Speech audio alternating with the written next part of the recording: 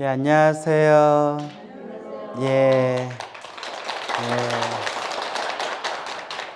왜 갑자기 박수?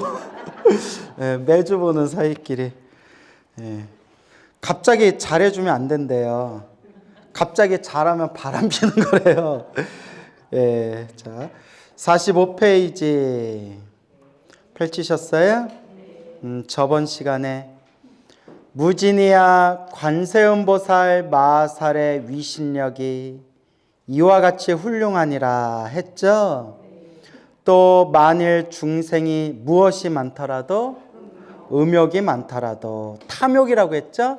탐욕, 음욕이 많더라도 관세음보살을 항상 생각하고 공경하면 곧 음욕을 여의게 되며 혹은 성내는 마음이 많더라도 관세음보살을 생각하고 공경하면 그 마음을 여일 수 있으며 혹은 어리석음이 많더라도 관세음보살을 항상 생각하고 공경하면 곧 그 어리석음을 여일 것이니라.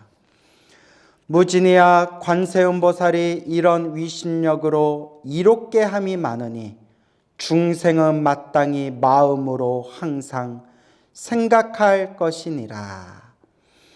또 만일 어떤 여인이 아들 낳기를 원하여 관세음보살을 예배하고 공경하면 곧 복덕과 지혜가 있는 아들을 낳게 되고 만일 딸 낳기를 원한다면 곧 단정하고 아름다운 모양을 갖춘 딸을 낳게 되리니 덕의 근본을 잘 심었으므로 여러 사람의 사랑과 존경을 받으리라. 무진이야 관세음보살의 힘이 이와 같느니라 라고 돼 있죠. 자, 여기까지 읽었어요. 자, 여기서 중요한 게 덕의 근본을 잘 심었다라고 돼 있죠. 덕의 근본을 잘 심었기 때문에 여러 사람의 사랑과 존경을 받는다. 그래서 우리 팔만대장경에도 나오고 우리 큰 스님들도 늘 하신 말씀이지만 중생은 다 복대로 살아간다. 뭐대로? 복대로. 지어놓은 복이 많고 복이 많은 사람들은 사랑과 존경을 받을 것이고 과거 전생에서부터 복을 짓지 않고 마음을 잘 못 쓰고 박복하게 사는 사람들은 이번 생도 자꾸 무시받고 천대받고 자꾸 이번 생에 장애가 많은 거예요. 여러분 행여라도 오해하실까 봐 말씀드리는 거지만 이건 제 얘기가 아니에요. 경전에 나오고 큰 스님들이 늘 하시던 말씀이에요. 그래서 우리가 불교 공부를 많이 할수록 남을 원망하는 마음이 어떻게 된다? 점점 사라지고 세상 탓하는 마음이 어떻게 된다? 점점 사라지게 된다. 그렇기 때문에 우리 진정한 불자라면 항상 덕의 근본을 심어야 된다. 늘 복과 선업과 공덕, 복과 공덕을 합쳐서 복덕이라고 하는 거예요. 무엇을 심어야 된다? 복덕을 심어야 된다. 그래서 복이 많은 사람들은 일이 술술 풀려요. 절에 안 나와요. 또 기도 안 해도 자기가 원하는 일들이 술술 풀려요. 그것도 누가 지은 복이에요? 내가 지은 복이고. 복 없는 사람은, 전생에 복을 많이 까먹은 사람은, 전생에서부터 숙제가 많고 빚이 많은 사람은 이번 생에 절에 열심히 다니고 기도를 많이 해도 자꾸 무엇이 생긴다? 자꾸 장애가 생기는 거예요. 자꾸 장애가 생기기 때문에 뭐 할 수밖에 없다? 기도하고 복덕을 쌓을 수밖에 없다라는 것을 명심하셔야 됩니다. 알겠죠?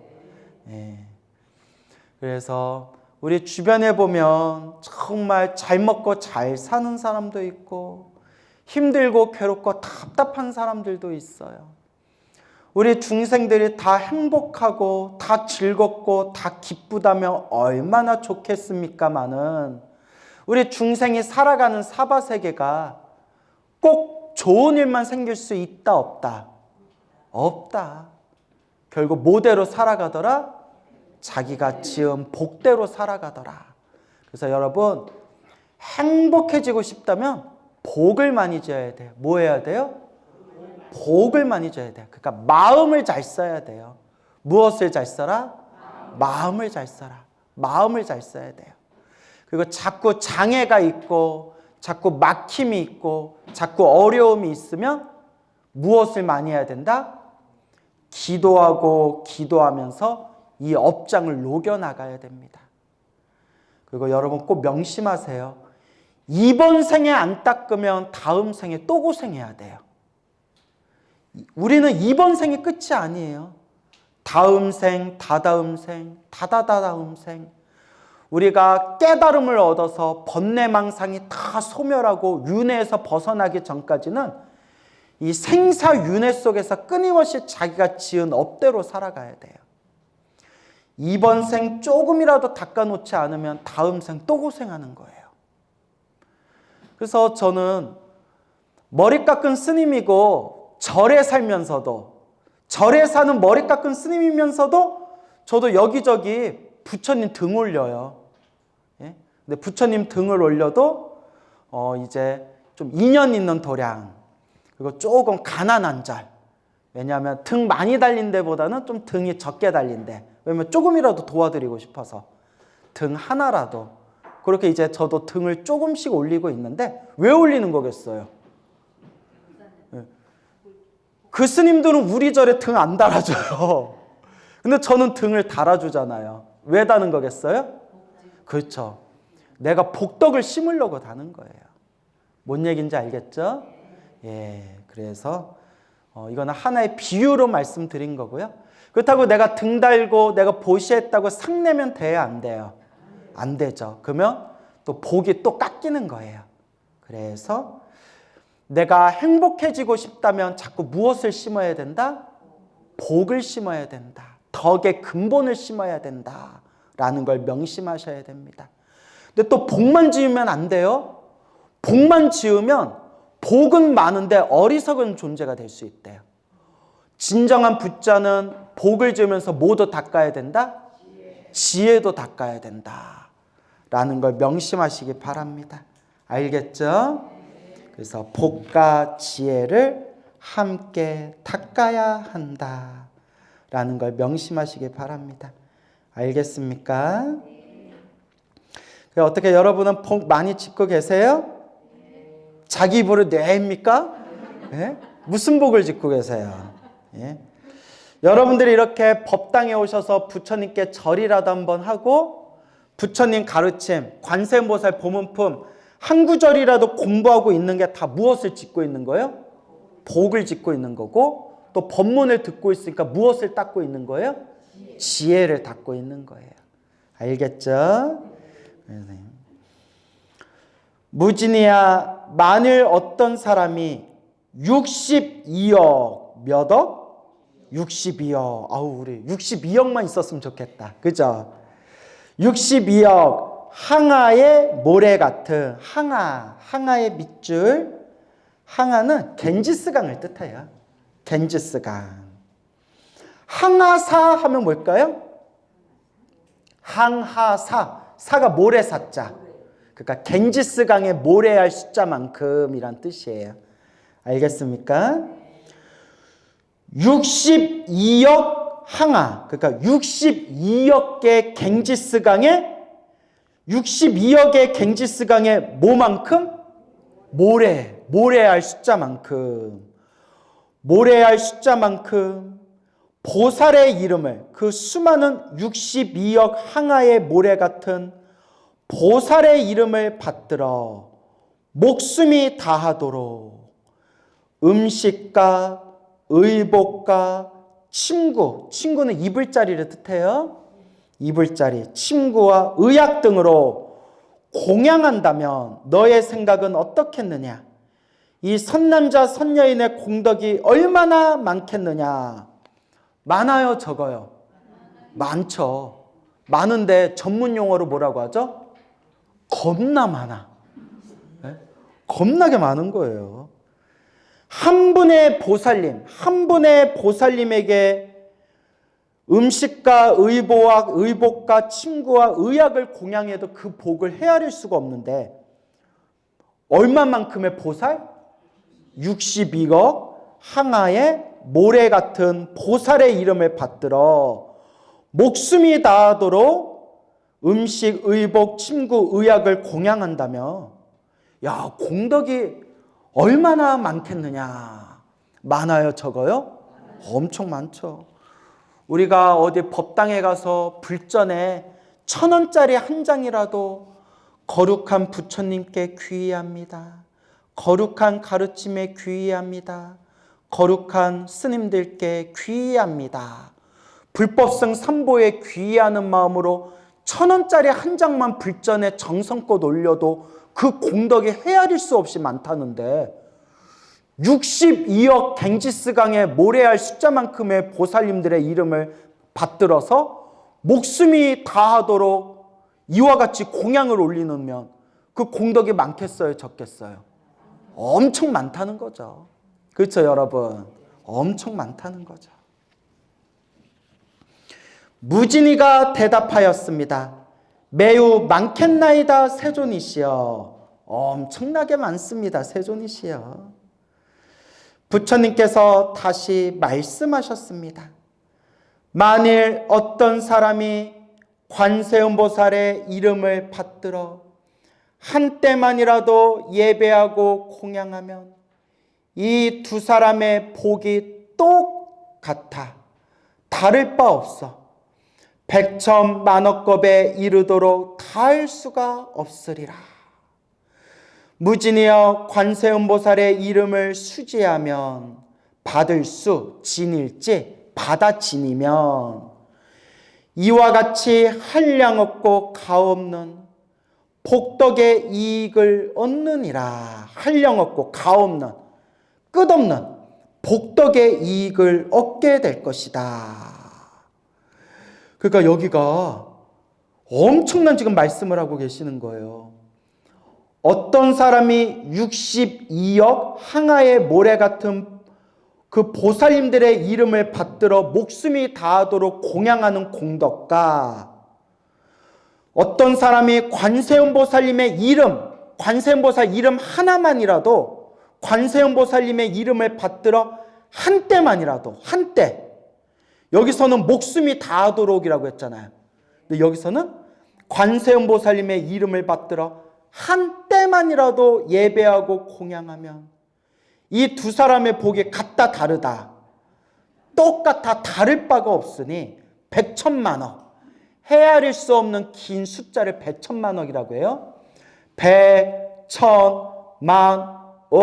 겁에 이르도록, 겁, 백천만억 겁, 헤아릴 수 없는 긴 시간이 이르도록 지나도 다할 수 있다 없다, 다할 수 없을 만큼 끝없는 그런 복덕의 이익을 얻게 될 것이다. 누구를 받들어 섬기면? 관세음보살을 받들어 섬기면. 근데 이렇게 관세음보살님이 이렇게 위대하신데, 이렇게 위대하신 관세음보살님이 이마 위에 모시고 다니는 분이 누구예요? 아미타 부처님. 무슨 말인지 알겠죠? 그래서 우리가 한국인이라면 누구나 한 번쯤은 들어본 연불이 나무 아미타불 관세음보살, 이렇게 이야기하자. 근데 여러분, 요거는 이제 우리가 경전을 골고루 봐야 돼요.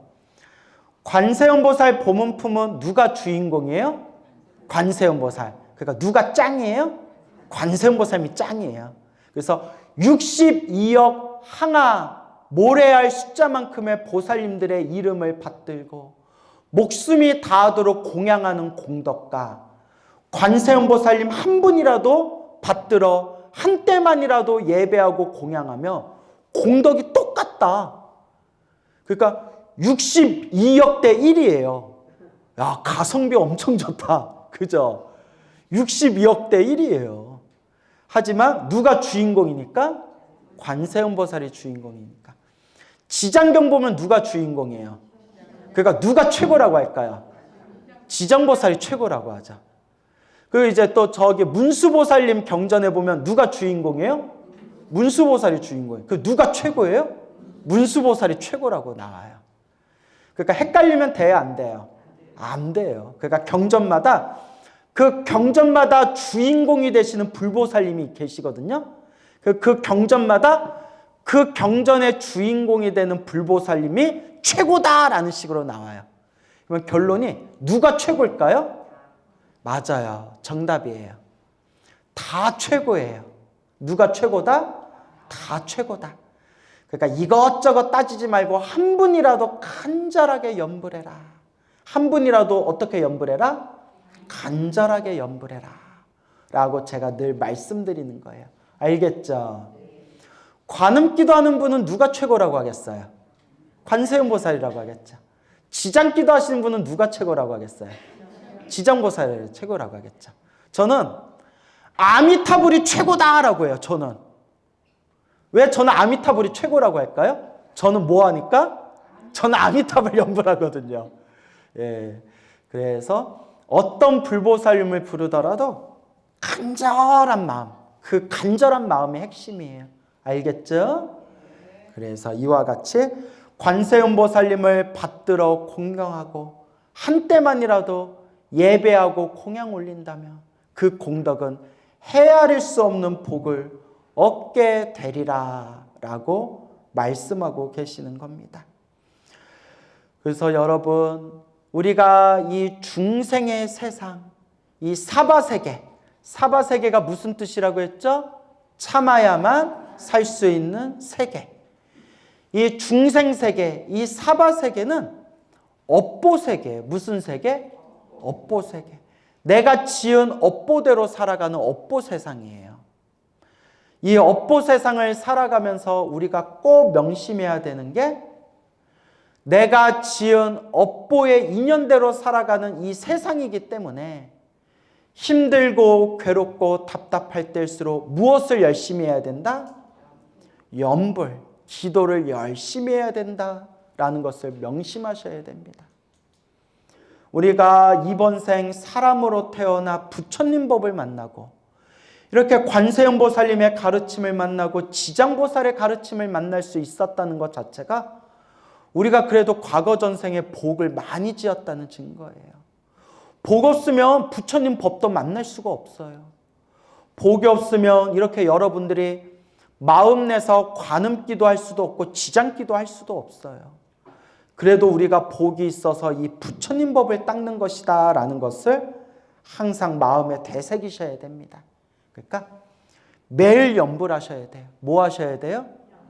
매일 염불하셔야 돼요. 이 염불만이 살 길이다 라는 것을 명심하셔야 됩니다. 그래서 여러분, 제가 여러분 귀가 아프도록 드리는 이야기가 있죠? 기도를 열심히 하고 염불을 열심히 했는데도 힘들고 괴롭고 답답한 것은 누가 지은 업이다? 내가 지은 업이고 크게 받을 걸 어떻게 받는 거다? 작게 받고 있는 것이다. 이걸 꼭 명심하셔야 됩니다. 알겠죠? 그래서 불보살님 가피는 있다 없다? 있다. 분명히 있습니다. 있기는 있는데 기도에도 나쁜 일이 생긴다 안 생긴다? 생겨요. 그러니까 우리 마음이 흔들리는 거예요. 기도에서 좋은 일만 생기면 우리 마음이 흔들려요 안 흔들려요? 안 흔들리는데 기도하면서도 나쁜 일이 생기니까 우리 마음이 흔들리는 거예요. 이게 정말 기도가 효험이 있나? 불보살님 가피가 정말 있나? 이게 정말 부처님이 영험이 있나? 흔들리는 거예요. 이럴 때 우리는 부처님의 법문을 마음에 되새겨야 됩니다. 아, 기도에도 나쁜 일은 생기는구나. 수행에도 나쁜 일은 생기는구나. 아, 깨달음을 얻어도 나쁜 일은 생기는구나. 그런데 크게 받을 걸 어떻게 받는 거구나? 작게 받고 있는 업장을 소멸하는 과정이구나. 업장 소멸의 과정이에요. 그래서 여러분, 힘들고 괴롭고 답답할 때일수록 간절히 기도해야 되고, 기도하고 기도했는데도 힘들고 괴롭고 답답하다면 더 뭐 해야 돼요? 더 간절히 기도해야 된다라는 걸 명심하셔야 돼요. 그래서 여러분, 기도를 오래오래 제대로 하신 분들은 기도가 딱 습관이 되잖아요. 기도할 때가 제일 행복하대요. 기도할 때가 제일 행복하다라는 생각이 들면 그 사람은 정말 제대로 기도한 사람이에요. 억지로 눈을 비비면서 하품하면서 몸 글쩍글쩍 긁어가면서 1시간 지났나 시계 봤더니 10분 지나 있고 막 이렇게 기도하면 돼요, 안 돼요? 돼요. 안 하는 것보단 나아요. 항상 제가 얘기하잖아요. 안 하는 것보단 나아요. 여러분들이 제가 법문하는데 뭔 소린지 하나도 못 알아들어도 안 나오는 것보단 낫듯이, 진심이에요. 안 나오는 것보단 낫듯이. 그건 내가 늘 말씀드리잖아요. 진심으로. 뭐 한 것만도 고맙습니다. 와준 것만도 고맙습니다. 이렇게 부처님 가르친 공부하신 것만도 훌륭하십니다. 진심입니다, 여러분. 극적 시간이 얼마나 지났나, 왜 이렇게 시간이 안 가나, 아이고 이거 기도를 이거 계속 해야 되나 하면서라도 억지로 기도하는 건 안 한 것보단 나아요. 안 한 것보단 낫지만 정말 기도가 깊어지면 뭐 하는 시간이 제일 행복해요? 기도하는 시간이 제일 행복해져요. 이제 그 정도 수준이 되면 여러분들은 이제 찐 불자가 되는 거예요. 여러분, 기도하는 시간 행복해요? 안 행복해요? 목소리가 그래요? 그래요. 행복하죠? 이쪽은 대답이 아예 없어. 이쪽은 좀 대답이 나오는데 이쪽은 대답이 없어요. 그래요. 하여튼 자꾸 이제 우리가 닦는 거예요. 그렇게 이제 자꾸 닦아나가는 거예요. 무진이 보살이 부처님께 여쭈었습니다. 세존이시여, 세존, 세상에서 가장 존귀하신 분이란 뜻이에요. 세존, 세상에서 가장 존귀한 분이시여.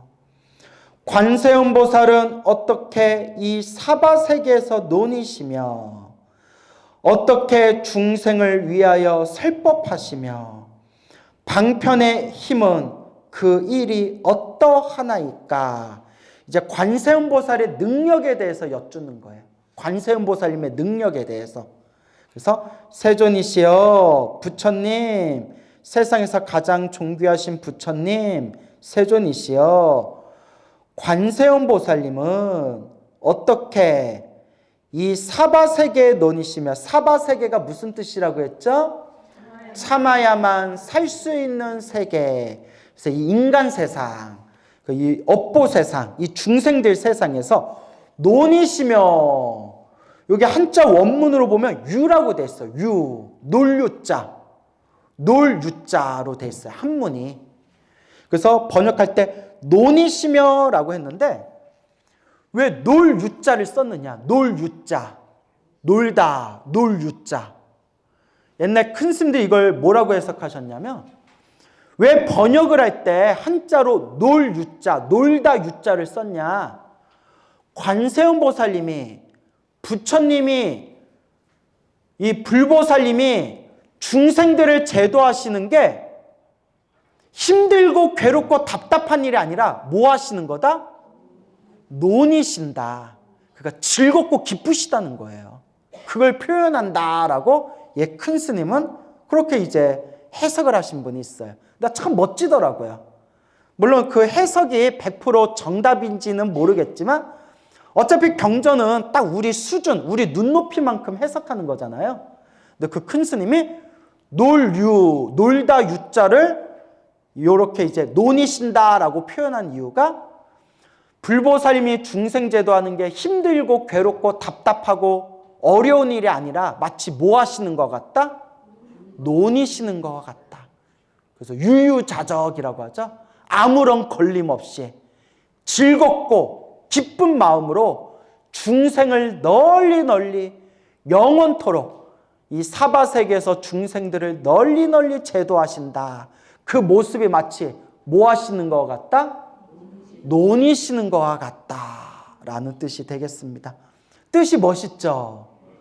논이신대요. 그러니까 여러분, 우리도 불교를 재미없게 억지로 공부하면 안 돼요. 뭐 하듯이 공부해야 돼요? 논일듯이, 놀듯이 불교 공부가 재밌어야 돼요. 우리가 부처님의 가르침을 공부하고 기도하고 부처님 도량을 성지순례할 때 마치 뭐 하듯이? 논일듯이. 여러분, 부처님 도량 성지순례하면 재밌어요? 재미없어요? 재밌죠? 남들이 보면 야, 절에 가는 게 뭐가 재밌냐? 어디 해외여행 가거나 어디 놀러 가는 게 재밌지. 근데 찐불자들한테는, 찐불자는 어디 가는 게 노는 거예요? 절에 가고 성지순례하고 부처님 만나 뵈러 가는 게 논이는 거예요. 기쁘고 즐거운 일이에요. 그래서 스님, 저는 해외여행도 다녀보고 이것저것 많이 놀아봤지만 부처님 도량에 가는 게, 부처님 계신 사찰에 가는 게 가장 행복하고 재밌습니다. 그게 바로 성근이에요. 뭐요? 성근. 착할선 뿌리익은 착한 뿌리가 있다는 증거예요. 착한 뿌리. 여러분, 착한 뿌리 있어요? 없어요? 착한 뿌리가 있을까 여기 공부하러 오신 거예요. 착한 뿌리가 있으니까 관세음보살이라도 한번 부르고 지장보살이라도 한번 부르는 거예요. 저도 성근, 착한 뿌리가 있으니까 젊은 나이에 머리 깎고 출가하고 부처님 가르침 공부하는 게 제일 재밌고 나무아미타불 연불할 수가 있는 거예요. 뭐가 있기 때문에? 성근이 있기 때문에. 그러니까 우리는 참 착한 뿌리가 있는 존재들이다. 우리는 선남자 선녀인 착한 사람이다 라는 불자로서의 자부심이 있으셔야 돼요. 알겠죠? 이렇게 착한 뿌리가 있는 착한 선남자 선녀인인데 일상생활에서 주변 사람들한테 민폐 끼치면 돼요? 안 돼요?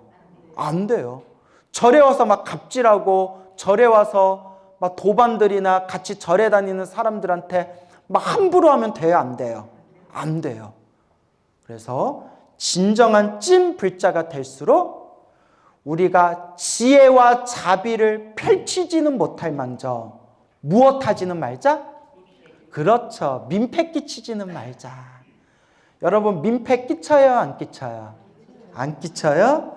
아유, 훌륭하네 라고 해놓고 뒤에 가서는 와 엎고 난리치고 이러는 거 아니죠. 자, 이제 웃자고 한 말이고요. 그렇게 이제 우리가 찐 불자는 마음을 잘 써야 한다. 이제 그 말씀 드리는 거예요. 예.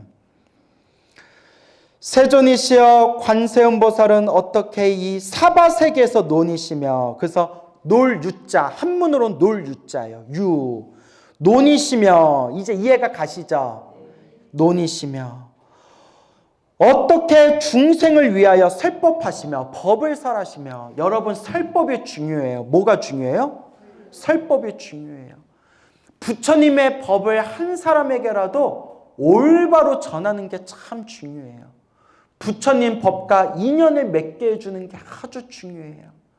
그래서 공양 중에서 가장 최고의 공양이 무슨 공양이다?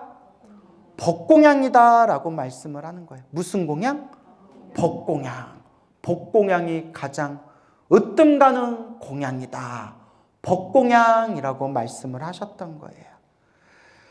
법을 설하시며 방편의 힘은 그 일이 어떠하나이까? 그러니까 방편의 힘은 어떻습니까? 방편의 힘, 방편. 따라해보세요. 방편. 쉽게 말하면 방법이란 뜻이에요. 뭐라고요? 방법. 방법이란 뜻이에요. 방법. 방법하니까 어려워요? 안 어려워요? 안 어려운데 방편하면 왠지 어려워요? 안 어려워요? 왜냐하면 방편이란 말은 자주 안 쓰는 표현이기 때문에. 그래서 여러분, 불교에서 말한 방편이 뭐냐면요, 깨달음을 얻으신 분이, 그러니까 불보살님이 중생들을 깨달음의 길로 인도하기 위한 편리한 방법, 그걸 방편이라고 해요. 깨달음의 길로 인도하기 위한 편리한 방법, 방법이란 뜻이에요. 왜냐? 처음부터 부처님이 깨달음을 얻으신 그 심오한 깨달음의 가르침을 부처님이 바로 우리들에게 가르쳐 주시면 우리가 알아들을까요? 못 알아들을까요? 못 알아듣는다는 거예요.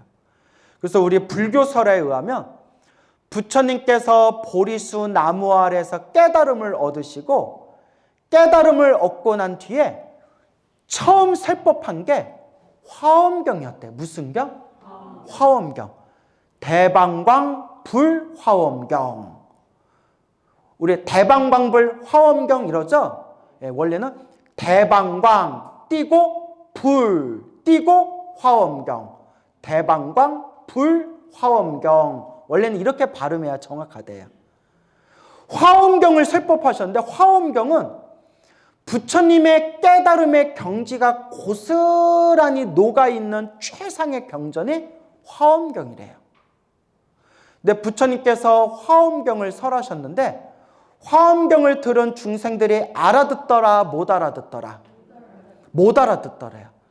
아무도 못 알아들어가지고 그래서 화엄경을 설법하셨을 때 중생들이 알아듣지를 못하니까 다시 눈높이 수준을 밑으로 낮춰서 기초부터 다시 중생들에게 법을 한 단계 한 단계 다시 법을 설하셨대요. 그리고 마지막에 설하신 법이 바로 법화경이라는 거예요. 무슨 경? 법화경. 그래서 우리 중국 불교권에서는 화엄경, 법화경을 최상의 경전이라고 불러요. 대승경전의 양대산맥. 알겠죠? 그래서 부처님이 한 번의 깨달음의 길을 보여주시면 중생들이 알아듣지 못하고 보지를 못하기 때문에 쉬운 길부터, 어떤 길부터? 쉬운 길부터 눈높이에 맞춰서 한 단계 한 단계 한 단계 차근차근 법을 펼치신 그 방법을 뭐라고 부른다? 방편이라고 부르는 거예요. 그래서 방편법이라고도 불러요. 알겠죠? 그래서 방편의 힘은 그 일이 어떠하나이까? 부처님께서 무진이 보살에게 말씀하셨습니다. 자, 여기 이제 유명한 이제 관세음 보살님의 위대한 능력에 대해서 나와요. 한번 쭉 읽어볼게요. 선남자야, 어떤 나라의 중생을, 어떤 나라에 있는 중생을 부처의 몸으로 제도할 이에게는 관세음 보살이 곧 누구의 몸을 나타내요? 부처의 몸을 나타내어 설법하며 벽지불의 몸으로서 제도할 이에게는 벽지불의 몸을 나타내어 설법하며 성문의 몸으로 제도할 이에게는 성문의 몸을 나타내어 설법하며 범천왕의 몸으로서 제도할 이에게는 범천왕의 몸을 나타내어 설법하며 제석천의 몸으로서 제도할 이에게는 제석천의 몸을 나타내어 설법하며 자재천의 몸으로서 제도할 이에게는 자재천의 몸을 나타내어 설법하며 대자재천의 몸으로서 제도할 이에게는 대자재천의 몸을 나타내어 설법하며 천대장군, 하늘대장군이에요. 하늘대장군, 천대장군의 몸으로서 제도할 이에게는 천대장군의 몸을 나타내어 설법하며 아이고 숨차다 아직도 멀었네. 비사문의 몸으로서 제도할 이에게는 비사문의 몸을 나타내어 설법하며 소왕의 몸으로서 제도할 이에게는 소왕의 몸을 나타내어 설법하며 장자의 몸으로서 제도할 이에게는 장자의 몸을 나타내어 설법하며 거사의 몸으로서 제도할 이에게는 거사의 몸을 나타내어 설법하며 관리의 몸으로서 제도할 이에게는 관리의 몸을 나타내어 설법하며 바라문의 몸으로서 제도할 이에게는 바라문의 몸을 나타내어 설법하며 비구, 비구니, 우바세, 우바이의 몸으로서 제도할 이에게는 비구, 비구니, 우바세, 우바이의 몸을 나타내어 설법하며 장자, 거사, 관리, 바라문의 부인의 몸으로서 제도할 이에게는 그 부인의 몸을 나타내어 설법하며 동남, 동녀의 몸으로서 제도할 이에게는 동남 동녀의 몸을 나타내어 설법하며 하늘, 용, 야차, 건달바, 아슈라, 가루라, 긴나라, 마우라가 사람인 듯 아닌 듯한 것 등의 몸으로서 제도할 이에게는 모두 그 몸을 나타내어 설법하며 직금강신으로서 제도할 이에게는 직금강신을 나타내어 설법하나니 무진이야 이 관세음 보살은 이러한 공덕을 성취하여, 자 이제 여기서 핵심이에요. 여러 가지 형상으로, 뭐라고요? 여러 가지 형상으로, 요것만 알면 돼요. 어떤 모습으로? 여러 가지 형상으로 여러 국토 모든 세상을 논이시며 중생을 제도하여 해탈케 하느니라 라는 관세음보살님의 중생을 자유자재한 몸으로 제도하시는 그 거룩한 몸에 대해서 이야기하고 있는 부분이 되겠습니다.